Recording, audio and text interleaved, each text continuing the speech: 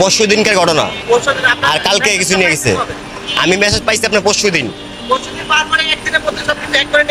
হ্যাঁ, এখন আমার কাছে কিছু আছে, দেখার মতো কোনো সিস্টেম নেই। মোবাইল ওপেন করলে সব নিয়ে যাবে। হ্যাঁ কইতেছে। হ্যাঁ হ্যাঁ গেছিলাম, অ্যালাউ করে না, খালি হ্যাঁ হ্যাঁ বলে। হ্যাঁ ইয়েস, মানে এরকমটা বলে যে মানে আমি যে এত বড় একটা মাপের আমার একটা জিনিস বানাই দিছে, ঠিক আছে, আমারা বলে হ্যাঁ হ্যাঁ হ্যাঁ এটাই। পাগলের কথা আপনি কেন বলতেছেন মিয়া? আমি কি পাগল মনে হইতেছে? আমার কি দেখতে পাগল মনে হয় আপনার মতো? ঠিক আছে, পাগল মনে হয় না, মানে খালি মানে হ্যাঁ হ্যাঁ হ্যাঁ মানে কখন বলে জানেন? যখন একটা মানুষকে পাগল সাবমিট করা হয় তখন হ্যাঁ হো হ্যাঁ, ঠিক আছে, এই শব্দটা করা হয়, মানে থানার মানুষ জানে কোনটা খাইতেছে কি জানেন আপনি? আমি অন্য কিছু করি, রাখেন আমার কথা শেষ। না না, আপনি তো আমার পাগল বানাই দিচ্ছেন কেন? আপনি এখানে পাগলের কথা কেন কেন আপনি উড়াইলেন?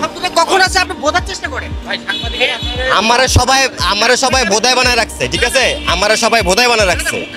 আপনাকে আমি ছোট একটা প্রশ্ন করছিলাম, আপনি আমাকে কেন পাগল বলতেছেন? কি মানে হ্যাঁ ও শব্দ কি বোঝায়? না না, আপনি আমাকে কেন পাগল বললেন? আপনি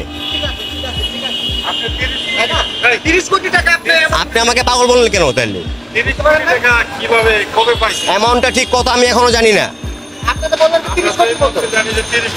অ্যামাউন্টটা ঠিক কত আমি এখনো জানি না। আমি তার উদ্দেশ্যে বলতে চাই এটাই, আমি গ্রামে যেতেছি, আমি গ্রামে রাজনীতি করব। মানুষ সরাচ্ছেন আপনারা, বুঝতে পারতেছি না, এটা তো পুরো সিন্ডিকেট।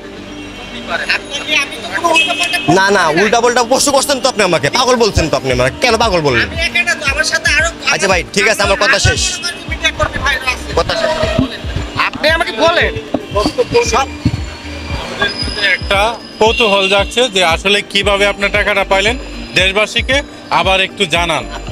আপনারা সব এগুলি বিক্রি করে ফেলবেন, এগুলো তো টাকা মতো পৌঁছাবে না। কে বলছে বিক্রি করে? কাটেন। কে বলছে বিক্রি করে ফেলবে? ভাই ওরকম আপনি কি বলতে? আমার আর কোনো কথা বলার নেই। চাকরি করি না আমি আপনার কি মনে হচ্ছে যে আমরা কি এই সাধারণ ঘুষি পাবলিকের মতো আমরা নিউজ করি কি আপনার থেকে 10 টাকা চাইছি? আপনার থেকে কি 10 টাকা চাইছি? ভাই দাঁড়ান ভাই, আপনি চলে যাচ্ছেন কেন? শুনেন, আপনার থেকে কি 10 টাকা চাইছি আমরা? যে নিউজটা কভার করতে হবে 10 টাকা দেন। যার কাছ থেকে নেওয়া তার কাছ থেকে ঠিকই নেবেন। এইসব মন্তব্য কেন করেন আপনি?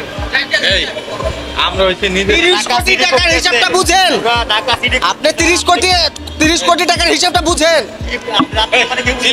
30 কোটি টাকা, 30 কোটি টাকা ভাই আপনি পাইছেন? আপনি না, 30 কোটি টাকা ভাই, 30 কোটি টাকা যে আপনাকে মানে দল গঠন করার জন্য, বিএনপি দল করার জন্য আপনাকে 30 কোটি টাকা দিচ্ছে।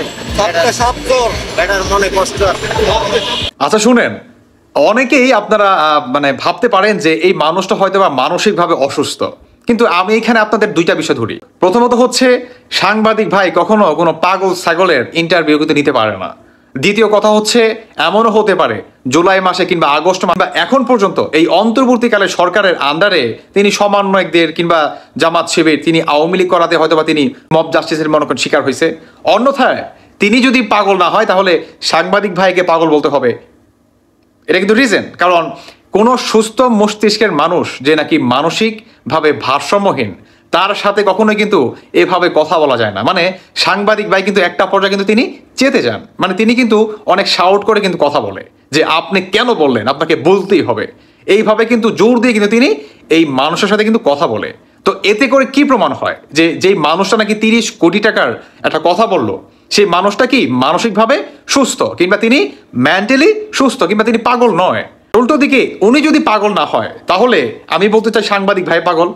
কারণ যে নাকি ভাই সুস্থ মস্তিষ্কের মানুষ, সে কখনোই একটা মানসিক ভারসাম্যহীন মানুষের সাথে কখনো এইভাবে উচ্চস্বরে কথা বলতে পারে না, তাই নয় কি? আরেকটা কথা হচ্ছে, সাংবাদিক ভাইয়েরা এই ধরনের মানুষের ইন্টারভিউ কিংবা বক্তব্য না নেওয়াটাই উচিত। কারণ এতে করে কি হয়, মানুষ সমস্যার ভিতরে পড়ে, সমস্যার ভিতরে পড়ে উনি, সমস্যার ভিতরে পড়বে আপনার যার নাকি ভিডিও করছেন ওনার ফ্যামিলি, মানে সবাই সমস্যার ভিতরে পড়ে, সাধারণ জনগণ। মানে একটা কনফিউজ তৈরি হয় যে পাগল কে? পাগল কি ওই মিডিয়া নাকি পাগল এই ব্যক্তি, যে ব্যক্তি নাকি ইন্টারভিউ নেওয়া হলো? সত্যি আমি নিজেও কনফিউজ, কারণ উনি যে লজিক্যালি কথা বলতেছিল, মানে যারা নাকি ইন্টারভিউ নিছে, মানে সাধারণ জনগণ, আর যে সাংবাদিক নাকি আপনার ভিডিও করতেছিল, উনি কিন্তু একটা পর্যায়ে ওনার সাথে মানে চেতে যায় উচ্চস্বরে কথা বলে। তার মানে কি, যে নাকি বক্তব্য রাখতেছিল উনি মানসিকভাবে ভারসাম্যহীন নয়, উনি সুস্থ মস্তিষ্কের মানুষ, তাই নয় কি? এটাই তো প্রমাণ করে। আর উনি যদি আপনার সুস্থ মস্তিষ্কের মানুষ হয়, তাহলে উল্টো দিকে তাহলে সাংবাদিক ভাইকে আপনাকে পাগল বলতে হবে।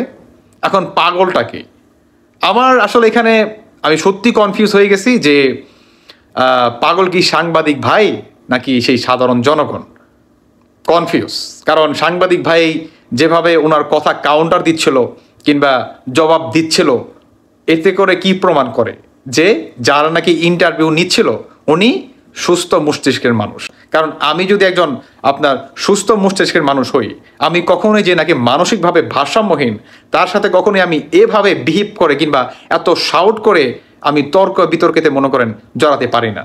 এটাই হচ্ছে সাধারণ মানুষের জ্ঞান, তাই নয় কি? তবে আমি বলতে চাই সর্বশেষ একটা কথা, সেটি হচ্ছে যে এই ধরনের মানুষের সাথে মানে উনি যদি মানসিকভাবে ভারসাম্যহীন হয়, তাহলে সাংবাদিক ভাইদের আমার একটা রিকোয়েস্ট থাকবে যে এই ধরনের মানুষের সাথে আপনারা এইভাবে কথা বলবেন না, প্লিজ, এটা রিকোয়েস্ট থাকবে। এটাই হচ্ছে সবচেয়ে ভালো সলিউশন।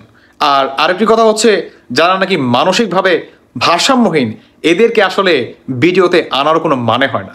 তো সাংবাদিক ভাইয়েরা যেহেতু ওনাকে আসলে মিডিয়ার সামনে আনছে কিংবা জনগণের সামনে উপস্থাপনা করছে, এতে করে আরও একটা জিনিস প্রমাণ হয়, 30 কোটি টাকার ডক্টর ইউনূস কিংবা বিএনপি হয়তোবা 30 কোটি টাকার এই ধরনের একটা গুঞ্জন কিংবা লেনদেন হয়তোবা হয়েছে কিংবা হতে যাচ্ছে, দুইটার একটা।